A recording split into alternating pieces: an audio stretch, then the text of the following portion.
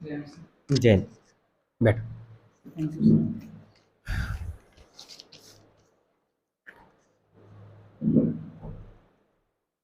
Gajendra, hobby में listening music, तो आपको कौन सा म्यूजिक पसंद है? म्यूजिक में सर मोटिवेशनल सॉन्ग वगैरह पसंद है। मोटिवेशनल कोई song favourite? Favourite song sir इस समय तो सर वो एक जो सब अपने नज़रिए पास रखो हम अपना नज़रिया रखते हैं, वो वाला चल रहा है इस समय। अच्छा जी, बहुत अच्छी। बिलीव इन योर सेल्फ, ये बहुत अच्छी बात है। खुद के ऊपर मतलब विश्वास होना ही चाहिए। आप भगवान में विश्वास करते हो? भगवान में सर विश्वास तो करता हूँ, लेकिन हाँ। मैं जो अपना विश्वास है, जो आस्था है, उसी को भगवान मानता हूँ। अच्छा अच्छा। मोटिव क्या है आपका, लाइफ का मोटिव? सर मोटिव तो यही है कि लोगों की मदद करना, एक तरह से समाज सेवा टाइप में। कैसे समाज सेवा करना चाहते हैं? सर तरीके तो कई हो सकते हैं, लेकिन जो मुझे उचित लगता है वो ये है कि जो सिविल सर्विसेज है उसमें जाके और समाज सेवा की जा सकती है। सिविल सर्विसेज में जाने के लिए अभी हाँ सर। आप किस रास्ते पे चल रहे हो और कितनी मेहनत कर रहे हो सिविल सर्विसेज सर अभी मतलब मेहनत तो ये है कि उस टाइप की नहीं हो पा रही है, लेकिन फिर भी अपनी तरफ से जो 100% है वो देने का पूरा प्रयास है। के लिए? कितना उम्मीद है कि सिविल सर्विसेज में जाओगे आप? उम्मीद तो सर 100% खुद पे भरोसा है, और 100% तो सर पे 100% ही होता है। आपकी कॉलेजिंग कहाँ से हुई? हुई नहीं है सर, अभी जो चल रही है कॉलेज में जी। कॉलेजिंग चल रही है, जीवाजी। अंडर ग्रेजुएट वाली? हाँ सर। कहाँ से? जीवाजी यूनिवर्सिटी ग्वालियर।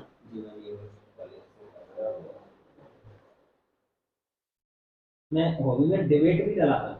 हाँ सर हॉबी आपको में। डिबेट किस प्रकार की डिबेट पसंद सर डिबेट सर इसके बारे में मुझे ज़्यादा कुछ पता नहीं था, लेकिन सर आपसे जो सीखा मतलब डिबेट इस तरह से, तो मुझे ऐसा लगा कि हाँ ये मेरी हॉबी है, शायद हो सकती है ऐसा, इस वजह से लिख दिया सर।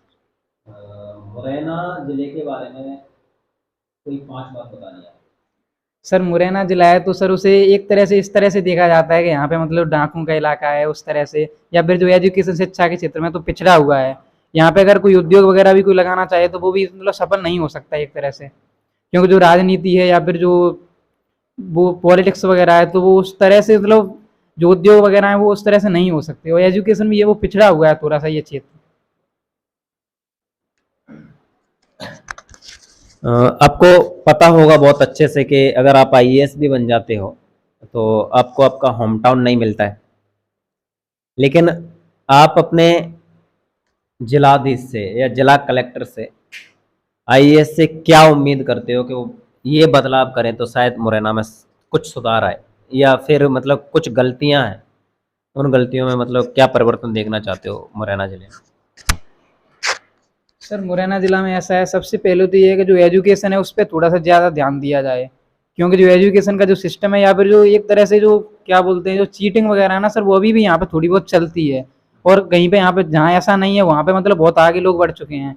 और एक वो क्या बोलते हैं मनोज शर्मा का एक उपन्यास भी है सर, उसमें भी साफ साफ दिखाया गया है कि उन्होंने वो चीटिंग वगैरह से 10th पास किया, ऐसे 12th भी करना चाहते थे, बट वो उस समय नहीं हुई चीटिंग। वहाँ पे जो क्या है जो वहाँ का जो प्रशासनिक अधिकारी था वो चेंज हो गया, वहाँ पे दुष्यंत सिंह नाम के एक जो ईमानदार प्रशासनिक अधिकारी आ गए, उस वजह से वहाँ उन्हें मौका मिल गया उस वजह से। लेकिन अगर सभी स्कूलों का हाल उस जैसा नहीं हो सकता उस तरह से, अगर पहले से ही वहाँ पे थोड़े से प्रतिबंध हों कि आपको नहीं करनी है चीटिंग, या उस तरह से एजुकेशन को मतलब उस तरह से देखा जाए, या पे जो शिक्षक है उनकी भी थोड़ी सी मीटिंग करके उनको समझाया जाए कि आपको पढ़ाना है इस तरह से पढ़ाना है, तो शायद बेहतर हो सकती है स्थिति।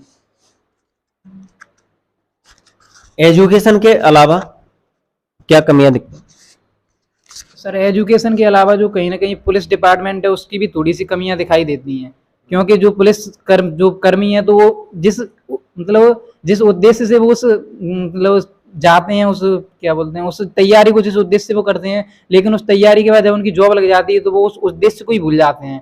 वो जनता से बात ही नहीं करना चाहते, वो बात भी करते हैं तो इस तरह से कि मतलब वो ये नहीं समझते कि हम जो जिस लिए आ गए हैं तो हम लोगों की सेवा करने के लिए आए हैं, लेकिन उस सेवा को मतलब सेवा की तरह नहीं समझ के वो अपने आप को थोड़ा सा उच्च समझने लगते हैं। और ये भी एक वजह है कि थोड़ा सा मुरैना पिछड़ा हुआ है। और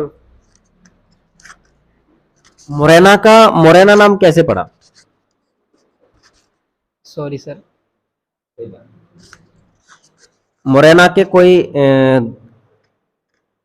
ऐसे पर्यटन स्थल जहाँ पे आप बोलना चाहो लोगों को कि आओ यार कभी घूमो मुरैना? मैं तो सर सबसे पहले यही है कि कैलाश में रहता हूँ, तो इस समय जो मतलब मैं अपनी तरफ से बोलूँ तो यहाँ पे एक अलोपी शंकर का मंदिर है सर, वो बहुत शानदार है। और सबसे पहले तो यही है मेरे लिए, तो जो जो कुछ है सबसे पहले। उसके बाद भी और भी जगह हैं घूमने के लिए, तो और भी घूम सकते हैं।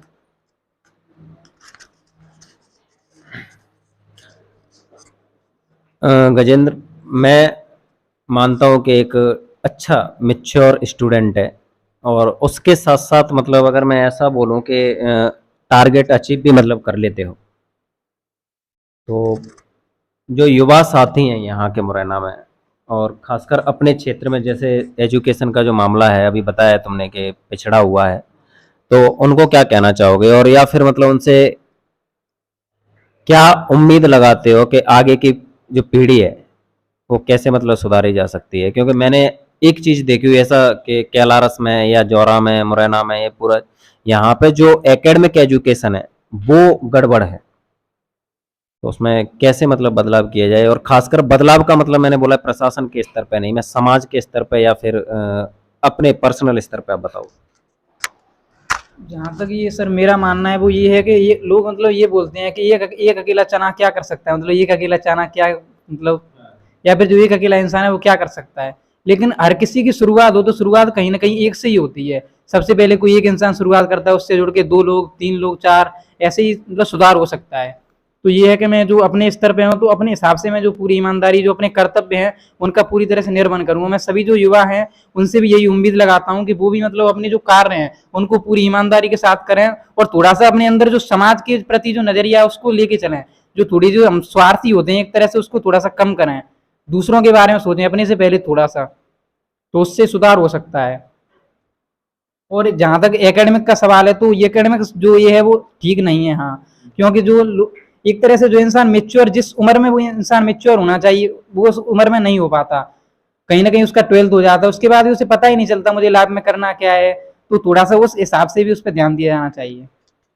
अभी जो तुमने बोला कि जिस उम्र में मैच्योर होना चाहिए उस उम्र में वो मैच्योर नहीं हो पाता, तो इसके लिए शायद एक वाक्य टाइप का मतलब कभी सुना हो कि जब इंसान के पास वक्त होता है तो वो समझदार नहीं होता, और जब वो समझदार होता है तो फिर वक्त नहीं रहता। ऐसा कुछ मामला दिखाई पड़ता है यहाँ पे। लेकिन मैंने देखा है कि 12th तक बच्चे बहुत अच्छा परफॉर्मेंस देते हैं, 10th में अच्छी परसेंटेज, 12th में अच्छी परसेंटेज, बट 12th के बाद क्या दिक्कतें आ जाती हैं जिसकी वजह से वो अपने टारगेट को अचीव नहीं कर पाते? सर 10th 12th तक तो ऐसा होता है कि मतलब उन लोगों को जो शिक्षा दी जा रही होती है वो एक तरह से रटने वाली शिक्षा दी जाती है। उनको होशियार तो बनाया जाता है लेकिन उनको समझदार नहीं बनाया जाता। तो यही सबसे बड़ी वजह है कि वो लोग 10th में अच्छा स्कोर कर जाते हैं, 12th में अच्छा स्कोर कर जाते हैं, लेकिन जो असली जर्नी है उसके बाद उन्हें असल में तब समझ में आता है कि असल में जो हम पढ़ रहे थे वो क्या था। वो सिर्फ हमको रटाया जा रहा था एक तरह से, हम सिर्फ हमको ये दिखाया जा रहा था कि आप इन होशियार हो, आप 90% कर सकते, आप 90% करो तो आप उस तरह के इंटेलिजेंट हो, लेकिन वो रियलिटी नहीं थी, वो सिर्फ एक तरह से भ्रम था। लेकिन 12th के बाद जब रियलिटी सामने आती है तो वो चीजें सबके सामने आने लगती हैं कि कहीं ना कहीं जो हमारी शिक्षा है वो उस तरह की नहीं थी, हमने उस समय ध्यान उस तरह से नहीं दे पाया, हमने अपना माइंड का विकास नहीं किया, हमने रटने पे ध्यान दिया, हमने लर्निंग वो चीजें हम डेवलप कर ली, लेकिन जो समझदारी थी वो हमने डेवलप नहीं की। माइंड पे मत लेना, मैं अभी जो बोल रहा हूँ उसको, पहले तो ये बताना है कि अभी तक की जो जनरी है तुम्हारी कैसी रही है, क्योंकि जो लाइफ है अब लगभग 20-21 साल की एज हो गई होगी, तो अभी तक की लाइफ, और मैं ऐसा अगर बोल दूं डायरेक्टली कि अगर तुम्हारी कल मौत होनी है तो आज ऐसा क्या करोगे जिसकी वजह से लोग कल याद रखें तुम्हें? सर ये थोड़ा सा मुश्किल हो रहा है मेरे लिए बताने के लिए, पर कोशिश करता हूँ। अगर सर कल मेरी मौत होनी है तो मौत तो फिक्स है सर, उसको रोक तो नहीं सकते। तो आज का दिन अच्छे से बिताया जाए, लोगों के साथ मिला जाए, अपने व्यवहार को मतलब उस तरह से। और ये है सर कि जो अपने जो जो लोग होते हैं जो हमारे फेवरेट होते हैं एक तरह से, उनसे भी बात नहीं की जाए। कई सर हैं उनसे भी बात की जाए, कई दोस्त हैं उनसे बात की जाए, और भी कई लोग हैं उनसे बात की जाए। और उसके बाद थोड़ा बहुत टाइम मतलब सोने में भी व्यतीत कर दिया है, क्योंकि लास्ट टाइम है तो ऐसा नहीं कि आप थकान पूरे दिन, थोड़ा बहुत 1-2 घंटे सो ही सकते हैं। बाकी ये है सर, इस तरह से व्यतीत कर सकते हैं। लाइफ हाँ सर, अभी तक की लैब जो है सर काफ़ी मतलब लैब तो ये है कि सर क्या बोलें, जो है वो शानदार है एक तरह से, क्योंकि जो लैब में अगर स्ट्रगल होते हैं, मैं मानता हूँ कि जो स्ट्रगलिंग लैब होती है वो बेस्ट होती है एक तरह से।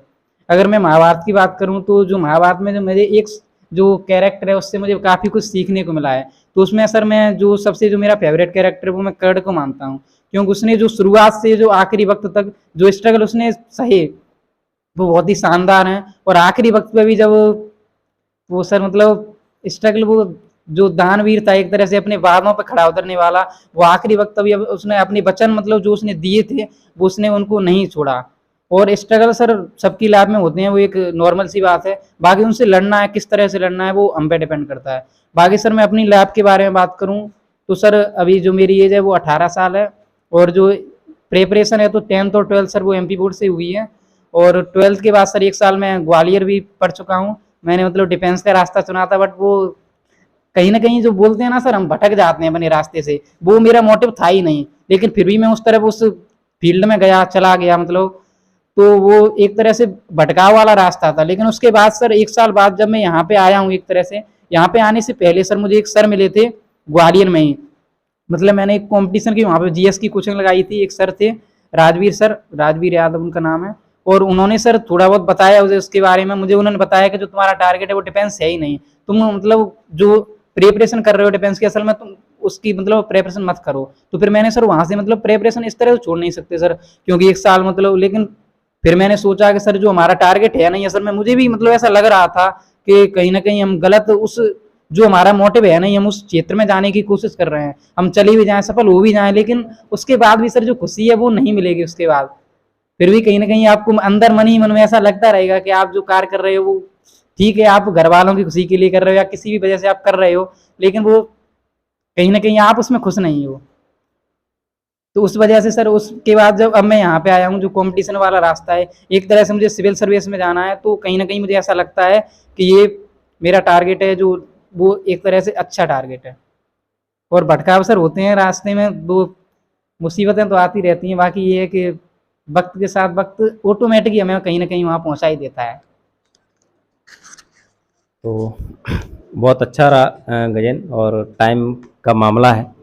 और फिर से अगर आप सभी लोगों को अच्छा लगता है ये, तो फिर ऐसा नहीं है कि ये कोई लास्ट था, ये फर्स्ट है। और शुरुआत 0 से होती है और जाना तो फिर 100 तक है। तो कोई दिक्कत नहीं है, आप लोग मतलब जितना प्यार दोगे, जितना सपोर्ट करोगे, हम उससे बेहतर से बेहतर। और मेरा मतलब 100% डेडिकेशन है इन बच्चों के प्रति। और इन बच्चों के प्रति मैं इतना समर्पित हूँ कि मैं बोलता हूँ कि मुझे खाना ना मिले चलेगा, सोना ना मिले चलेगा, किसी से घर तक में मतलब जाना ना मिले चलेगा, या फिर एक सीधा सीधा सा बोलो कि मतलब कुछ भी ना हो चलेगा, लेकिन इन बच्चों की लाइफ है वो बन जाए कैसे भी करके। ठीक है, तो